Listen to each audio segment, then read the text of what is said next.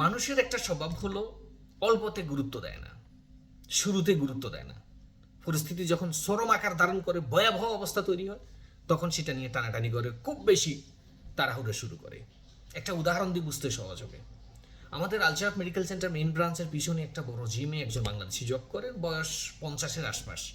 গত 1-1.5 মাস আগে আমার সাথে ওনার দেখা হয়েছে জিমের মধ্যে। উনি আমাকে বললো ওনার প্রেশার ওঠানামা করে, উনি দেশ থেকে ওষুধ নিয়ে আসছে, ওই ওষুধ খান, ওনার চেক আপ করানোর প্রয়োজন। তো আমি বললাম যে আপনি অন্তত মাসে একবার ডাক্তার দেখাবেন, যেহেতু আপনার প্রেশার আনস্টেবল, প্রেশারটা আপনার সবসময় স্টেবল থাকে না, সেই ক্ষেত্রে আপনি অ্যাটলিস্ট মাসে একবার ডাক্তার দেখাবেন, কারণ প্রেশার আনস্টেবল থাকা খুবই ঝুঁকিপূর্ণ মানুষের জন্য। উনি বললো ঠিক আছে আসবে। এর কয়েকদিন পরে আমার একটা পরিচিত বাংলাদেশি আমাকে বললো যে উনি তো হসপিটাল আইসিইউতে। আমি খুবই চমকে উঠলাম রীতিমতো। ব্যাপার কি? বললো যে গতকাল রাত্রে উনি মাথা ঘুরাচ্ছে, অশান্তি লাগতেছে। উনি মনে করছিল প্রেশার বাইরে গেছে, ও প্রেশারের একটা ওষুধ ঘরে তো ওনার কাছে আছে, ওখান থেকে একটা খেয়েছে। খাওয়ার পরে কয়েক মিনিটের মধ্যে বমি আর মাথা ঘুরে পড়ে বেহুশ হয়ে গেছে।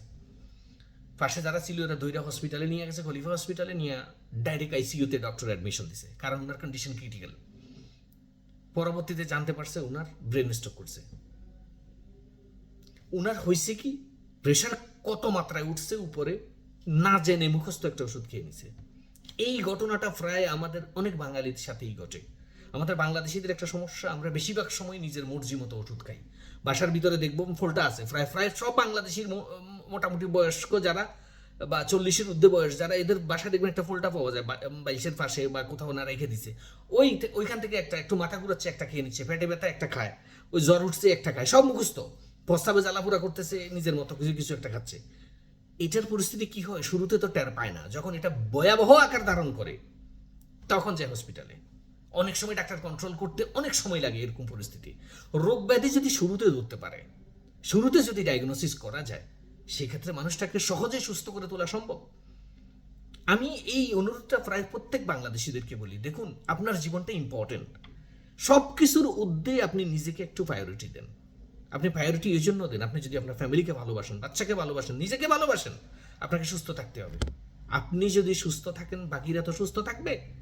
আপনি কাঞ্জুসি করি ক্লিনিকে গেলে 50 টাকা 100 টাকা নষ্ট হবে, 20 টাকা নষ্ট হবে, এই জন্য ক্লিনিকে গেলেন না, মর্জি মতো একটা ওষুধ খেলেন।